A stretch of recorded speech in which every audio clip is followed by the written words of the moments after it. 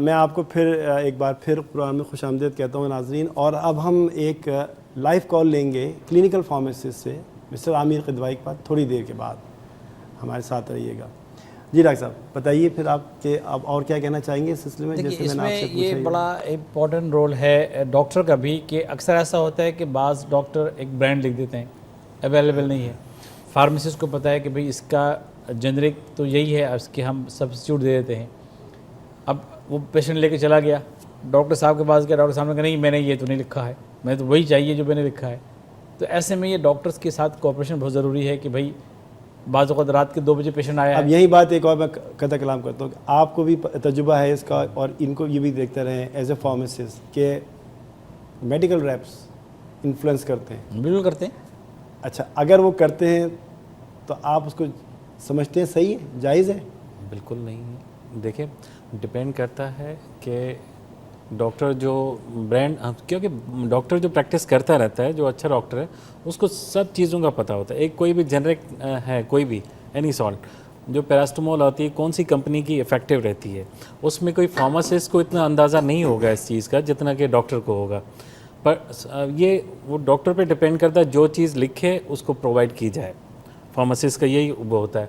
Most of the time in case अगर available नहीं है हॉस्पिटल, मैं आपके खिलाफ कहूँगा, दुनिया में हर जगह ये होता है कि फार्मासिस्ट इंटरेक्ट करता है डॉक्टर के साथ कि डॉक्टर साहब ये जो आपने लिखा है हमारे पास नहीं है, हम ये देंगे, और डॉक्टर एक्सेप्ट करते हैं। पाकिस्तान में ये होता है, प्रिस्क्राइब नहीं कर सकता, सिर्फ डिस्पेंस कर सकता है। डिस्पेंस कर वो याद रखिए, सकता क्योंकि अगर प्रिस्क्रिप्शन पे दवा अगर फ़र्ज़ कर लें अगर उसने दवा डोज बढ़ा दी तो वो पूछ सकता है और उससे कहता है काउंटर साइन करें आप। बिल्कुल। ये नहीं कि फार्मासिस्ट खुद दवा चेंज कर रहा है, चेंज कर रहा है। फार्मासिस्ट ब्रांड चेंज करता है, जेनरिक चेंज नहीं कर सकता। इस डोज जेनरिक एक ही होता है, जेनरिक एक ही होता है, ब्रांड डिफरेंट होता है। हाँ, मेल प्रैक्टिस हर जगह पे, ये फार्मासिस्ट की तरफ से भी होता है। मोस्ट ऑफ द टाइम्स हमने देखा है जो बाहर शहर में फार्मेसीज हैं उनमें ये होता है कि मेडिकल रेप्स का इन्फ्लुएंस उन पे भी देखा गया है जी। वो क्या करते हैं, डॉक्टर्स तो हैं, वो तो सब, ये नहीं कि सब एक जैसे होते, कुछ होगा, आई डोंट नो। तो ये है कि वो भी उस चीज़ को प्रमोट करना चाहते हैं, कोई भी एक ब्रांड है उसको चाहते हैं, तो वो इस तरीके से, हालांकि उन मेडिकल फार्मासिस्ट भी हैं जो कि ये रोल अदा कर रहे हैं, वही रोल। और जब वो आते हैं तो फिर वो उस तरीके से बात नहीं करते जो ऐसे फार्मासिस्ट बात करनी चाहिए। नहीं, वो तो फिर कंपनी के मफादात, वो कमर्शियल बात करते हैं। जी जाहिर है, उनकी रोजी रोटी है ना उसके साथ, तो वो जाहिर है अपने ब्रांड की बात तो करेंगे। बिल्कुल गलत चीज़ें हैं जो एथिक्स हैं, ये तो बिल्कुल जो ना पेशेंट कोई बेचारा गरीब मरीज़ है उसको इतनी आप महंगी महंगी दवाइयाँ और इस किस्म की, हमें जो चाहिए डॉक्टर्स को भी, अगर फार्मासिस्ट भी कहीं बैठे हैं तो वो कोशिश करके उसकी जेब देख के, उसकी कंडीशन देख के प्रिस्क्राइब उस किस्म की दवाइयाँ ख्याल करते हैं लोग इस बात पे कितने लोग ख्याल करते हैं अगर, और कितना करना चाहिए? नहीं, बिल्कुल नहीं करते। देखिए इसमें मैं डॉक्टर साहब की बात को ज़रा और आगे बढ़ाऊँ कि इस वक्त पाकिस्तान में 700 मेडिकल फार्मास्यूटिकल की कंपनियाँ हैं। अब 700 कंपनियों में से मेरा नहीं ख्याल है कि 100 से ज़्यादा कंपनियां जो हैं उस स्टैंडर्ड को मीट करती हैं जिसको आप FDA अप्रूव्ड कहते हैं, या टॉप क्लास की। उसमें बहुत सारी कंपनियां ऐसी हैं जिनका वजूद ही नहीं है, सिर्फ कागज़ पे हैं। अब वो कहाँ से सोर्स लेकर के सॉर्ट ले रहे हैं, कैसे मैन्युफैक्चर कर रहे हैं, तो ये डॉक्टर को तो नहीं पता। फार्मेसिस्ट आपको बताएगा कि इसका सोर्स सही नहीं है, ये कंपनी ब्लैक लिस्टेड है, या कंपनी इसके फ़ायदे नहीं हो रहे हैं। डॉक्टर बेचारे ने तो मेडिकल रिप्रेजेंटेटिव के ज़ेरे असर दोस्ती निभा दी या कुछ और निभा दिया, उसने लिख दिया। क्यों? वो इसलिए अब क्यों? देखिए क्यों का मसला अब आप देखिए कितने फार्मासिस्ट निकल रहे हैं, जी, कितनी फैकल्टीज़ हैं। आप कराची को ले लें, 9 फैकल्टीज़ इस वक्त अप्रॉक्सीमेटली हैं जो कि फार्मासिस्ट, तकरीबन कि 300-400 फार्मासिस्ट हर साल ग्रेजुएट होकर निकल। और ये कहाँ इनकी खपत हो रही है, कहाँ ये जा रहे हैं, कहाँ खपत होगी इनकी? तो ये हुकूमती सतह पे देखना पड़ेगा। ऐसा ना हो कि 5 साल के बाद 5000 फार्मासिस्ट हाथ में प्ले कार्ड लेके कराची में घूम रहा हो कि नौकरी दो। नौकरियां हैं, आप क्रिएट करें। ये जो बड़े बड़े इंस्टीट्यूशंस हैं, आपके जिना हॉस्पिटल है, सिविल हॉस्पिटल है, अब्बासी हॉस्पिटल है, या जो छोटे छोटे कितने फार्मासिस्ट काम कर रहे हैं। देखिए मैं ये तो जानता हूँ कि ज़ियाउद्दीन के अंदर तो 99-100% जो है फार्मासिस्ट काम बिल्कुल, और आपको भी पता है कि कोई नॉन फार्मासिस्ट जो है इस नहीं है कि वो डिस्पेंस करे। बिल्कुल। और आज से 3 साल पहले चाहे जो हालत थी नहीं, वो देखिए कितनी चेंज आई है। जी, और ये चेंज और आ रही है, जबकि तीनों आउटलेट्स में अब ज़ियाउद्दीन के IV रूम बन गए। बिल्कुल। और वहाँ पे भी जो है दवा जो है वो इंटरफ्यूजन्स बन रहे हैं। बिल्कुल। आपको भी पता है ये बात, मुझे पता है। लेकिन अब ये बताइए कि उसके अलावा आप देखें तो कहाँ उसके अलावा नहीं हो रहा है। या आगा खान को देख लें, उसके अलावा देखें आप। कहीं नहीं हो रहा। तो ये होना चाहिए, ये बहुत ज़रूरी है। इसलिए कि देखिए मिसाल के तौर पर डॉक्टर साहब मुझसे ज़्यादा बेहतर तौर पे तजर्बा रखते हैं कि वैंकोमाइसिन जो है वो आप डायरेक्ट अगर किसी पेशेंट को लगा रहे हैं 10 ml के डिफ्यूजन के साथ, तो वो उसके डायरेक्ट नेफ्रोटॉक्सिसिटी करता है, किडनी ख़राब बर्बाद कर सकता है। उसको मिनिमम 2.5 ml पर मिलीग्राम को डाइल्यूट होना चाहिए। कौन करेगा, कहाँ करे, कौन कर रहा है? ये जो कराची जैसे शहर में आपको इतने सारे पेशेंट मिल रहे हैं डायलिसिस के, क्यों? उसमें मेजोरिटी की तादाद उन लोगों की है जो बेचारे सताए हुए हैं डॉक्टरों के या क्वेक्स के। क्या कहेंगे डॉक्टर साहब जो ये बताओ? डॉक्टर साहब बिल्कुल इत्तेफाक करेंगे मेरे साथ, करना भी चाहिए डॉक्टर साहब। बात अगर यही मैंने पहले बात की कि क्वालिफाइड डॉक्टर है तो वो कभी भी उसको ही knows the side effects of the medicine. Even कुछ लोग ये तो उसको किस तरीके से कहाँ प्रिस्क्राइब करनी चाहिए, ऐसे वेरी लेस लाइकली कि डॉक्टर की तरफ। कुछ लोग मोस्टली क्या होता है कि खुद से भी पेन किलर सारा दिन खाते रहते हैं। हाँ बिल्कुल, सेल्फ मेडिकेशन बहुत ज़्यादा है। That cause nephrotoxicity also. अच्छा, अगर सेल्फ मेडिकेशन लेते हैं तो क्या ये जिम्मेदारी फार्मासिस्ट की डॉक्टर की नहीं है कि वो उनसे बात करें, कंसल्ट करें, उनको बताएं कि भाई ये दवा डॉक्टर की बिल्कुल नहीं है, फार्मासिस्ट की बिल्कुल नहीं है। हमारे मुल्क में ऐसा कानून नहीं है कि आप जाकर के ओवर द काउंटर कोई मेडिसिन ले सकें। आप एंटीबायोटिक ले लें, आप इवन नारकोटिक ले लें, अवेलेबल है, लोग ले रहे हैं। आपके पास एक काउंटर चेक नहीं है, कहाँ है? ऐसा है? ये आप क्या समझते हैं? देखिए ये वाकई ये गवर्नमेंट का है और फार्मासिस्ट का भी रोल होता है। लेक्सोटेनिल एक एंटी डिप्रेसेंट दवा है, लेक्सोटेनिल आम लोग और आप उसको बिल्कुल जैसे पीनट्स खरीदते हैं आप फार्मेसी में जाके, क्यों नहीं यहाँ रिस्ट्रिक्शन होती है, यहाँ क्यों नहीं यूज होता है कि भाई आप दवा बगैर प्रिस्क्रिप्शन नहीं ले सकते, और क्वांटिटी उसकी क्यों नहीं कंट्रोल हो रही? मोस्टली हम ये है क्या देखते हैं कि इमरजेंसी डिपार्टमेंट में overdose of the बेंजोडाइज़ेपिन, mostly sleeping pills आते हैं इतने सारे, और इजीली उनको इतने बड़े बड़े 20-20, 40-40, 100-100, आज भी मैंने 4-5 केसेस देखे हैं जो इमरजेंसी डिपार्टमेंट में 5-5, 6-6 पत्ते जो है ना 20, 40, 50 टैबलेट्स खा के आ जाते हैं। तो इस पर कोई कंट्रोल नहीं है। वी डोंट नो कि अब कहाँ से लेते हैं, क्या करते हैं, और इजीली अवेलेबल है। ओपन मार्केट में जब दवा मिल रही है तो ये डॉक्टर दवा तो मिलेगी हमेशा, हर जगह मिलती है, लेकिन वहाँ पे जो फार्मासिस्ट अगर होगा ना तो वो उसे समझाएगा कि ये दवा हम तुम्हें नहीं दे सकते, क्योंकि वो पढ़ के आया, कानून भी उसने ओद भी लिया है। लेकिन वो जो मैट्रिक पास खड़ा हुआ है उसको तो नहीं पता, उसको कोई प्रोटोकॉल का नहीं पता, उसे खुदा का भी खौफ नहीं है, उसे माशरे का भी खौफ नहीं है, उसे इंसानी जान का भी खौफ नहीं है। वो तो मर्डर कर रहा है, क्योंकि उसने तो कभी ओथ उठाया नहीं कि उसने करना क्या है। उसको लीगैलिटी के बारे में नहीं पता, उसको इंसानियत के फलाह बहबूद के बारे में नहीं पता, वो सिर्फ बिजनेस कर रहा है और वो अपने मालिक के नफ़ा के बारे में सोच रहा है। तो अगर 1 रुपये की टैबलेट वो 5 रुपये में बेच रहा है, जो एडिक्टेड है वो तो लेगा।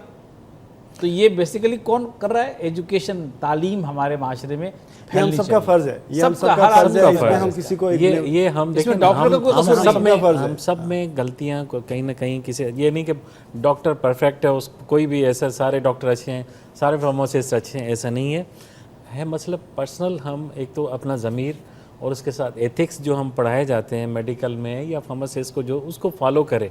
और जो वेरी इंपॉर्टेंट थिंग जो कानून है, देखें बरतानिया में आपकी BNF है, उसके सिवा आपके कोई मेडिसिन यहाँ जो भी आ रही है मार्केट में इजीली अवेलेबल मेडिसिन, उनकी कोई अनरजिस्टर्ड मेडिसिन अवेलेबल है, और जो उस पर दवाएं तो जेनरिक नेम भी लिखा हुआ है, ट्रेड नेम भी लिखा हुआ है, डोज भी लिखी हुई है। तो आप बताइए कितने उसमें देखा जाता है? इम्प्लीमेंटेशन की बात है, आपको ओपन मिलेंगी, आप क्लिनिक्स पे जाएं, कहीं ऐसी जगहों पे आपको ढेरों खुली हुई दवाइयाँ विदाउट ब्लिस्टर पैकिंग, एंटीबायोटिक्स मिलेंगी, सब चीज़ें मिलेंगी। तो इतनी अनहाइजीनिकली हाथों से लोग ऐसे मल्टीपल ऐसे सिस्टम से आती हैं, वो खुद दवाई लोगों के लिए जहर बन जाती है। और यही नहीं, अगर आप कच्ची गली में देख लें कि वो दवाएं किस तरह स्टोर हैं, तो शायद आप ज़िंदगी में खाएं ना उसे।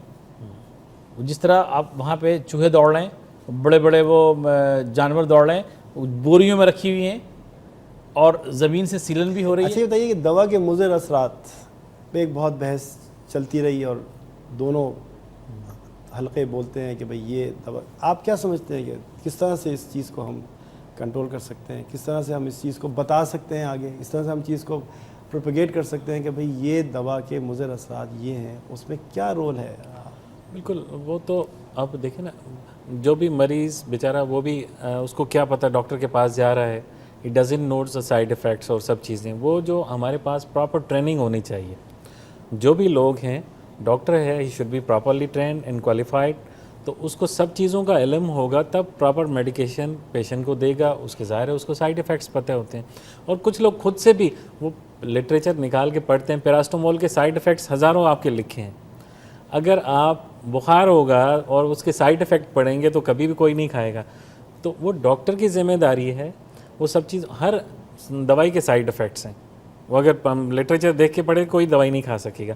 बट मोस्ट जो डेंजरस हैं, कहाँ इंडिकेशन है कहाँ नहीं है, वो देख के देनी चाहिए। तो इसका मतलब यहाँ ये बात अब यहाँ हो रही है कि कम्युनिटी फार्मेसी अगर हमारी स्ट्रॉन्ग हो, बिल्कुल कम्युनिटी फार्मेसी में अगर फार्मासिस्ट और फिजिशियन का एक रिलेशनशिप हो, तो इसका मतलब ये कि वहाँ पर हम आम पब्लिक को काफ़ी अच्छी तरह बेहतर- बता सकते हैं बिल्कुल, कि ये उसकी दवा के educate मुज़र कर असरात सकते क्या हैं। हैं, क्यों हैं, उनको काउंसिल कर सकते हैं प्रॉपरली। काउंसिल कर सकते हैं। आप क्या समझते हैं, ये बात बिल्कुल सही सही कह रहे हैं। जैसे मैं पल्मोनोलॉजी में प्रैक्टिस करता हूँ, किसी को भी इनहेलर एडवाइस करते हैं तो उसके इतने बताते हैं, डॉक्टर साहब ये तो आदत पड़ जाएगी, डॉक्टर साहब इससे तो ये हो जाएगा, डॉक्टर साहब इसके तो साइड इफ़ेक्ट्स इतने हैं, स्टीरॉयड से तो मोटे हो जाएंगे। देखें अस्थमा में एक्यूट एक्सेसरबेशन ऑफ अस्थमा, वैसे भी अस्थमा को steroid acts as anti inflammatory, अगर उसको नहीं दिया जाएगा, उसको properly doctor should counsel him, या उसको प्रॉपरली काउंसिल करके उसको बताया जाए कि भाई इसके इंडिकेशंस ये हैं, इस तरीके से आपको फ़ायदा होगा, रिकरेंट अटैक से बचाएंगे। कुछ दवाई प्रिवेंटर्स होती हैं जो रिलीवर होते हैं, एक्यूट फेज़ में आपको ये दवाई दी जाएगी तो आपका वो अस्थमा ठीक हो जाएगा। उसके बाद प्रिवेंटर जो है लॉन्ग टाइम आपको खाने पड़ेंगे।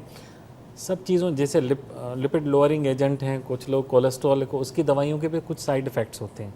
वो बोलते हैं मैं थक जाता हूँ, ये फिर उसके प्रॉपरली कोई भी मेडिसिन जो मरीज़ को दी जाए, कोशिश करके तो उसको सारे उसके बारे में काउंसिल किया जाए पेशेंट को, उसको पहले पता हो। टीबी की दवाइयाँ दी जाती हैं, जैसे उसका यूरिन का कलर फिर चेंज हो जाता है, ऑरेंज कलर हो जाता है, मरीज़ परेशान हो जाता है, शायद मुझे ब्लड तो नहीं आ रहा। उसको प्रॉपरली, फार्मासिस्ट का भी ये रोल है और डॉक्टर का भी है, they both should counsel to the patient. या फार्मेसी के बाहर पैम्फलेट्स रखें एक दवा की जानकारी के लिए, जो आम दवाएं हैं यूज़ होती हैं, जो जैसे ब्रूफेन है, पैरासीटामोल है, ये लोग बिल्कुल पीनट्स की तरह खा रहे होते हैं। नहीं देखिए, बात ये है कि हम आप ये देखिए हमारे माशरे में कितने लोग एजुकेटेड हैं। हमारे मुल्क की जो टोटल पॉपुलेशन है उसमें से 85% लोग तो जाहिल हैं। तो पम्फलेट आप रख देंगे तो कौन पढ़ेगा? जो बात आप उसे आसानी से अपनी ज़बान में समझा सकते हैं, जिसे हम काउंसलिंग कहते हैं, पेशेंट काउंसलिंग, वो लिटरेचर से नहीं हो सकता। अगर लिटरेचर ही पढ़ना है, उनकी अपनी लोकल लैंग्वेज में हो, उर्दू में भी होता है। नहीं उनकी लोकल लैंग्वेज तो वो तो मेरे ख्याल से लोग पढ़ लेते हैं। लोकल लैंग्वेज में गांव देहात में किसको आप पढ़ाएंगे? सही कह रहे हैं। मेरा तो ये ख्याल है जो आप अभी कर रहे हैं हम लोग, हेल्थ अवेयरनेस, ये सबसे बड़ा एजुकेशन है। इसको और ये तो भी एक कोशिश है। हाँ, देखिए तो ये ऐसी कोशिश है, कोशिश को बढ़ाने और की इस जरूरत है। कोशिश को हम खूब से खूबता की तरफ ले जाने की कोशिश कर रहे हैं और राय भी पूछते हैं कि ये कि ताकि लोग समझ सकें कि दवा एक क्या है, दवा क्यों इस्तेमाल होती है और दवा का रखवाला किसे कहते हैं, जैसे कहते हैं कस्टोडियन ऑफ ड्रग्स। तो ये कोशिश है जो हम कोशिश कर रहे हैं और शायद हम इसमें कामयाब हो जाएं। लेकिन अगर आप पूरे मुआशरे को देखें, अगर आप लोगों को देखें, उनकी बातचीत को देखें, तो यही देखा जाता है कि दवा तो इस्तेमाल हो रही है और तबीब लिख भी रहा है, लेकिन उस पर कुछ चेक एंड बैलेंस नहीं है, उसकी मॉनिटरिंग नहीं है। ये एक बहुत बड़ा सवाल है हमारे और ये मुआशरे के देखिए, अंदर। ये और क्यों है? मॉनिटरिंग सिर्फ फार्मेसिस्ट ये कर क्यों सकता है? है। हमारे पास सिस्टम्स तो हैं, सब चीज़ Systems हैं हमारे पाकिस्तान पास, में, हर बिल्कुल है। चीज़ चेक एंड बैलेंस, इम्प्लीमेंटेशन मसला यही है उसकी जो आप कहते हैं ना, माशरे में उसकी इम्प्लीमेंटेशन बहुत ज़रूरी है। और इम्प्लीमेंटेशन कानून के थ्रू आती है। देखिए, एक चीज़ को लिख देना तो बहुत आसान है, लेकिन उसको पे अमल करना एक मुश्किल काम है, और ये हुकूमती अदारे करेंगे। और जब अदारा उसे चेक एंड बैलेंस करेगा, विजिलेंट करेगा, उसको उस पर नज़र रखेगा, तो ये काम होगा। नाज़रीन, वक्त हो गया है ब्रेक का, हमारे साथ रहिएगा।